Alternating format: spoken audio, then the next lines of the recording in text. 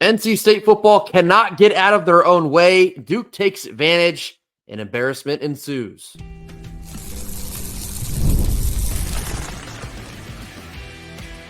You are Locked On Wolfpack, your daily podcast on the NC State Wolfpack, part of the Locked On Podcast Network, your team every day. What's up, Wolfpack Nation? It's time to get locked in with Locked On. Thanks for making Locked On Wolfpack your first listen each and every day. We are free and available wherever you get your podcast and on YouTube, part of the Locked On Podcast Network, your team every day. Our Monday sponsor is FanDuel. You can start the season with a big return on FanDuel. New customers can place a $5 bet, and you'll get started with $150 back in bonus bets if that first $5 bet hits. Head on over to FanDuel.com in order to get started. Happy Monday to all. As always, I'm Grayson Boone, joined by former Wolfpack defensive tackle Kenton Gibbs. Kenton, we're sitting here on Monday. NC State football gets embarrassed by Duke on senior day in Carter Finley. Final score 29-19. We got into it on Saturday evening in the postgame live, but just a comedy of errors on the offensive side for NC State. Comedy of errors is an understatement. I mean, I look back at that game and I'm just like, every part of our offense was not good enough. I talk a lot about how our pass catchers are amazing. They're phenomenal. Basically, Duke said, if your pass catchers are so phenomenal, show us. You got to show me. We're not disguising anything. We're going man all night long. And granted, they did drop some zones in there. They did drop a few zones in there to kind of keep it spicy and interesting. But to me, the amount of man that they ran in this game and the amount of times that we had receivers open, hit open receivers and all that type of stuff, and even the interception was like a one where it bounces off one of your best guys' hands and Justin Jolien. Yes, it's behind him, but, that's one of those passes where it's like the team around the freshman has got to bail him out sometimes because he's a freshman. He was slow dancing at prom this time last year, right? Or this time a few months ago. So, it's just one of those things that where it's like, I mean, it's not great. We're not seeing much out of the offense. And again, it's just like, well, damn, we didn't have to use up all our points against Stanford. We could have held a few in the back pocket. Like, hey, we may need these for later. But in all seriousness, really embarrassing loss. And again, at this point, I'm no longer going with the argument of, hey, State is a really good team. We're just not playing up to our potential, because this is who you are.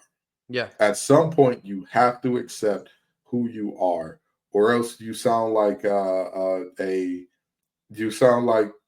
character in a Tyler Perry movie. Like, oh, my husband does love me. He just cheated on me and took the kids and took the house and and left me for dead. But he loves me. He really does. Like, at some point in time, you just got to acknowledge, okay, well, we were a better team than this, but we didn't execute operationally.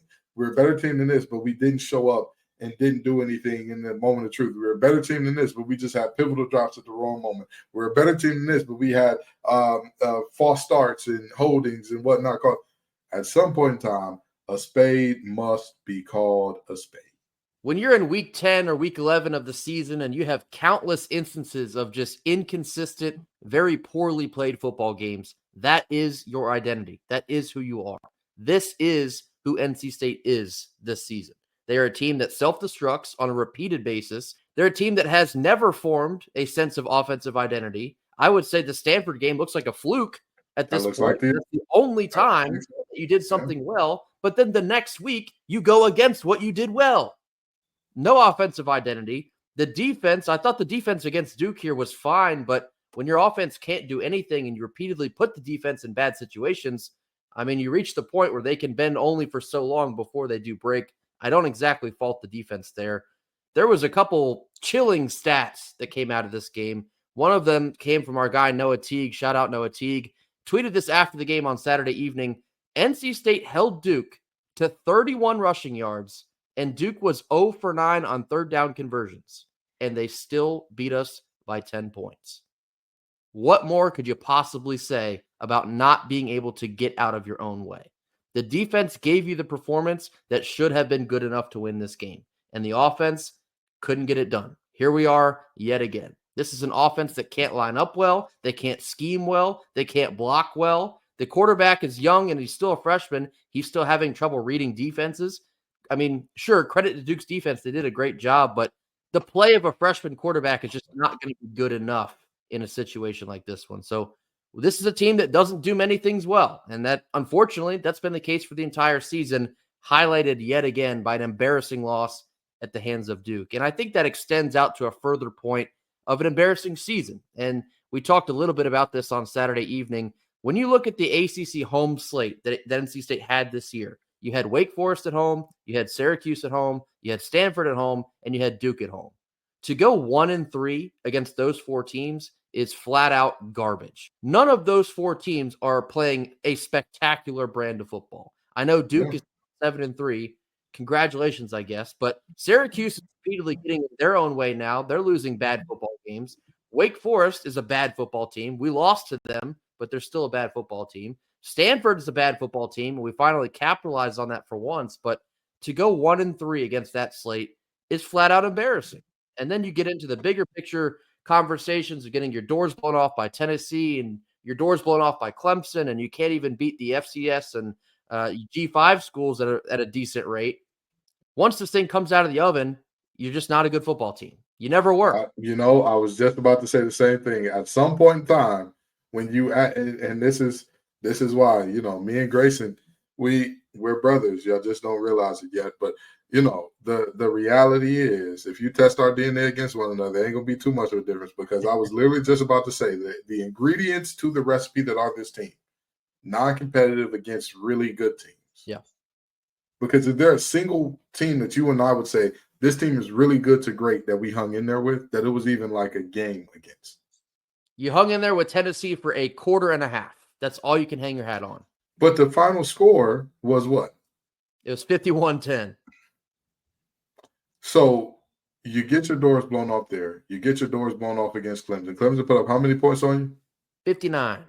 Okay. So between those two games, you give up 110 points. Well, you know what? There are some decent teams that get blown out by good teams when they play every year. Hell, look at Penn State, right? They're a good team. They get blown out by Michigan and Ohio State every year. But other than that, and sometimes they even play them close every now and then. It happens. But ultimately, they go on to beat all of the inferior opponents. Well, did NC State beat all of the inferior opponents? You lose to Wake Forest. You lose to Wake Forest this year. You lose this game to Duke. You lose to Syracuse, who it appears that the wheels are falling off. When there's like the boxcar derby episode on a little kids TV show, and they start off going well, but by the end they're just holding the steering wheel at the finish line with them in their helmet on top of a little seat. That's what's happening with Syracuse right now. You'll lose to them too. So ultimately, when you put all of those ingredients in the easy bake oven, right? And you remember with the easy bake oven, when it was done, the little light would come on and tell you to open up the little stove and take it out, or whatever the case may be, or that it came out on the other side for those who had the later version of the easy bake oven, it was ready on the other side. When I look at the ingredients of what was made by this team, this is a bad team. This is just a bad team. And it turns out they were always a bad team. All these signs that we saw in the early parts of the season that would have indicated, man, this O-line really struggles to create a consistent push, or man, the quarterback play has been very subpar. Man, we can't get anything going on the ground. In fact, it turns out that those were warnings that was what you would endure the rest of the season. So this is what this team is. They're not a good football team. They don't execute at a high rate. They can't coach very well. Offense, defense, or just coaching as an umbrella term here. They're just a football team that routinely beats themselves, and that is why we're currently at 5-5 with this roster in this season with these expectations. It's embarrassing. This fan base deserves far more than what we have gotten this year. I think it's interesting when people say, well, Duke football is in a much better position than NC State is. I mean, hard to argue when you lose to them on consecutive years here, but Duke football, look at their fan base compared to our fan base. Look at their stadium compared to our stadium. No one can sit here and tell me that Duke football fans, if you want to call them that, there's only 14 of them, deserve better than what NC State is getting on a consistent basis here. Getting embarrassed at home to Wake Forest, getting embarrassed at home to Duke. How many times are we going to get embarrassed by inferior opponents at home or even on the road for that matter, just in general? How many times can you get embarrassed? The list, unfortunately, continues to go on. Coming up next, very reluctantly, in fact, we're going to get into Kenton's Keys and seeing how we did against them on Saturday afternoon. This comes after a quick word from our sponsors. Our first Monday sponsor is FanDuel. Get ready to tackle NFL action with FanDuel, America's #1 sportsbook. Right now, new customers can bet $5 and get $150 back in bonus bets if that first bet wins. The FanDuel Sportsbook app gives you everything you need to place live bets on the NFL, all in just one singular place. When you get a hunch in the middle of a game, you can check out the latest stats, view live play-by-play, and so much more on the very same page that you're placing all of your bets. Head on over to FanDuel.com in order to get started today. You'll get started with $150 in bonus bets if that first pesky $5 bet wins. That's FanDuel.com in order to get started. Never waste a hunch and make every moment more with FanDuel, the official sportsbook partner of the NFL. Middle portion of our Monday show. Now time to walk back and look back through Kenton's Keys to see how NC State did against them versus Duke on Saturday.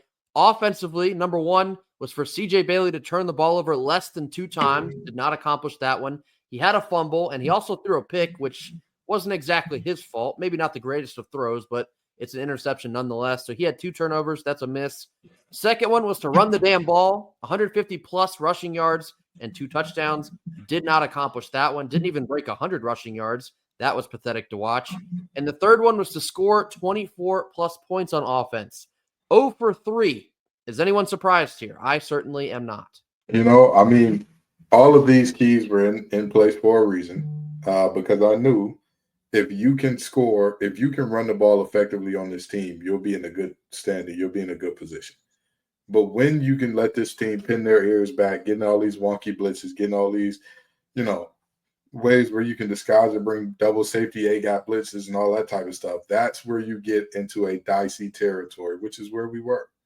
It's objectively where we were because, we didn't – one builds onto another. We did not run the ball well. Therefore, we were in situations where CJ Bailey was going to be more available to turn the ball over. He was going to be put in positions where the ball was going to be put in harm's way because, again, he's just a freshman. He's just a freshman. And so, it's one builds upon another. You get terrible rushing output. You compound that with guys not necessarily being great outside of the red zone, but even especially in the red zone being absolutely abysmal. You don't get to 24 points. That builds into Duke getting 29. That really and truly does in a very meaningful way, because think about this for a second. NC State got into the red zone how many times, Grayson? I think it was 6. 6. And you come away with 19 points? So in essence, every time you got into the red zone, you got a field goal worth of points. That puts you a little over 3.1 points per drive. Or basically, it puts you a little under 3.2 points per drive. So, I mean, it's never going to be good enough to do that. It's never going to be good enough, and we got what we got. I think the point on putting CJ in positions to succeed is very important for this conversation alone. Yeah. I mean, he was 16 of 39 in this game for 184, 1 touchdown and 1 interception, just a 41% completion percentage. Not good. And, I mean, you saw these struggles from the moment we first got the ball in this game. Getting pinned back on our own, I believe it was, 2-yard line, and running back-to-back RPOs with a freshman quarterback. That's just, you're setting yourself up for failure here. And trusting CJ to make the right read in such a pressure situation right out of the gate, I think there's something to be said for that, but it just doesn't put him in the best position to succeed. Another point here. We've talked extensively about Hollywood Smothers and what he brings to the table offensively. How on God's green earth does he only get 5 carries in this game? We talked about Duke's run defense. It was 15th in the ACC entering Saturday. 15th. There's only 2 teams worse defending the run in the whole conference. And Hollywood Smothers, who has been consistently your best running back, gets the ball 5 times on the ground and only once through the air. 6 total carries. That's incompetence. I'm sorry. That is flat out incompetence. Jordan Waters, who has been very inconsistent for the majority of the year, outside of game 1 and last week against Stanford, he gets 11 carries in this game. Only 25 yards. 2.3 yards per carry. P and also U. PU. That is inexplicable. That's unexplainable. That's unacceptable. How are you this late in the season and you can't figure out who gives you the best chance to win and how to put those players in the best position to succeed? That is incompetence. And so that's why on Saturday night, I don't know how you can keep Robert and I going into next season. As respectfully as I can say it, I don't know how you can retain him. The scheming this year, all season, has been a problem. Lining up correctly all season has been a problem. Offensive penalties on the offensive line all season has been a problem. I mean, these are all like very red flaggish offenses here. Now, not only all the goals, but even like silver linings are now off of the table for this team. You have to make extensive changes to this offensive staff going into the next season. I don't know how much more clear I can be about that. Wouldn't it be such nasty business if we still got the 8 wins? Wouldn't it just be the nastiest business there is? Well, I tell you. But, yeah, I agree. Now flipping over and getting into the defensive keys, number 1 was to allow less than 5 explosive plays. Did not accomplish that one. Duke had 6. Second key was to allow less than 350 total yards. We did actually accomplish that one. The final count was 276. The third key was to hold Duke under 40% in red zone trips, earning a touchdown. Now, Kenton, believe it or not, Duke actually only entered the red zone 3 times in this game. However, they scored on 2 of those 3. So that was 67%. 1 of 6 in total for the keys. 0 for 3 on offense, 1 for 3 on defense. I say this again. Is anyone surprised? The defense did what they needed to do in some regards, but because of the way that the offense played, they need to have a not just good, because this was a good game defensively. I wouldn't say great. I'd say good. You need to have an outstanding game. I specifically named some of the keys in the way that I did for very specific reasons. The explosive play one was a big one because Malik Murphy can throw a deep ball well. Yeah. But that's about it. If you can stop that, and it just goes into what we've talked about all year, because guys who are in their bag years, not performing in a baggy way, not performing in I want to get my Louis W. I want to, make some noise on Sundays type of way. We saw multiple explosives hit on a guy that was supposed to be an All-American here in Aiden White. You know what I mean? And this is just like, damn, man, like where – can I get it's like time and time again, gut punch after gut punch after gut punch. I get you in the 3rd and 20 and let you convert, gut punch after gut punch after gut punch. And it's just, even from the defense in this game, you showed, hey, this is what we can be at our best. And had the defense been this in other games, we go on to win those games. Right. But if ifs and buts were bears and nuts, squirrels would never starve. If ifs were fifths, me and Grayson would be drunk as a skunk on some good Hennessy or something, but instead we're just drunk on disappointment. That's what we're sipping on right now. Double shot of disappointment with no chaser, no ice, not on the rocks. Just give it to me lukewarm, please. Give it to me room temp, because it's just so disappointing, man. It's so disappointing. I couldn't even generate that, a lot of people are used to me coming on here after a loss with a little bit of fire and brimstone. I can't. Not after week 10, seeing things that we saw all along that you alluded to it earlier, Grayson. The inability to run the ball at a high level. The inability to convert in the red zone from us. The inability to get off the field on 3rd and extremely longs. Just so many things. All of these seniors not showing up in major ways. All of these big-time players not showing up in major ways. It's just like, what do you want us to do? What else is there to do? Yeah, they were all warning signs this entire time. And it's interesting that a lot of people kind of caught on to that and had a lot of worries. And we tend to sit right in the middle and kind of wait to see how things play out. No, people were right. They were absolutely warning signs. But I'll tell you something else that should have been a warning sign. Touching on these explosive that we saw from Malik Murphy, when you hold Duke to just 31 rushing yards, I thought they did an excellent job defending the run. Star Thomas is a good running back. 17 carries for 36 yards. You did an excellent job at containing Star Thomas. However, the other side of that equation is then you put Malik Murphy in a position where he has to pick you over the top in order to beat you. And coming into this game, we talked about this last week, throwing the deep ball is weirdly enough the only ball that he throws well. He doesn't really throw a good short to medium range ball. For some reason, he throws a very pretty deep ball, but that's the only thing he does well. So for the defense, it's like, well, if we're containing them on the ground, they're not getting much in the intermediate. There's only one way that Duke's going to be able to push the ball down the field. And they still got it done. You knew what was coming, and you still couldn't stop it. So that part is very irritating. Again, I won't harp too much on the defense because the offense had repeatedly put them in ugly situations to try and claw back out of. So it's just ugly. It's just really ugly. And I can't really say it better than Kenton did. We're drunk on disappointment now. You reach this stage here once you get in the middle to late part of November. You're sitting here at 5-5. There's really nothing else to play for but just pride and playing for each other. This is where you worry about apathy. And when it comes knocking on your door, how do you handle that? That's the conversation that's going to be surrounding NC State here in these last couple of weeks, because we all know where this is headed. You're going to have to probably find a way to win against the Dirty Foot Club to become bowl eligible. That is a nightmare scenario. That's an absolute nightmare. But this is the position we're now in. When you mess around the entire season and you get out-coached so many times and you can't execute and you're a bad football team, welcome to hell, essentially. This is the nightmare that we had all been worried about. It is just mere weeks away. And on a very similar note, coming up next, we're going to get into our big picture takeaways from this Duke loss and where we look to go from here. This comes after a quick word from our sponsors.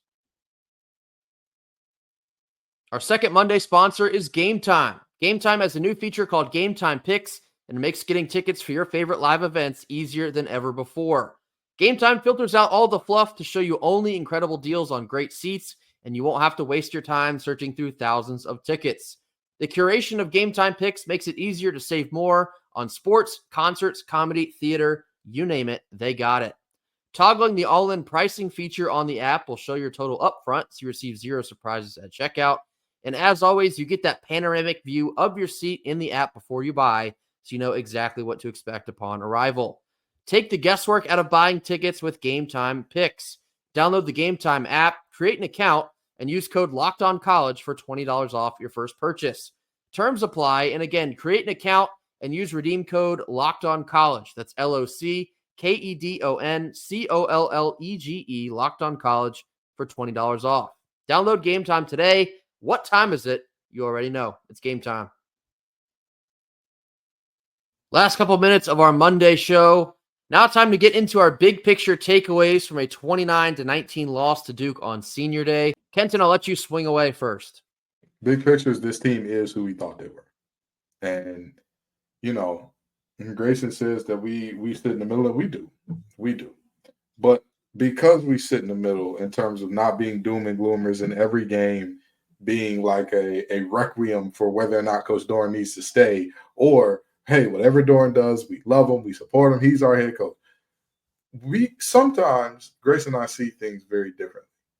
And Grayson will be the first person to tell you, I knew after the Clemson game, or really not even after the Clemson game, I'm sorry, the Louisiana Tech game, because that was the third game of the year, was it the fourth?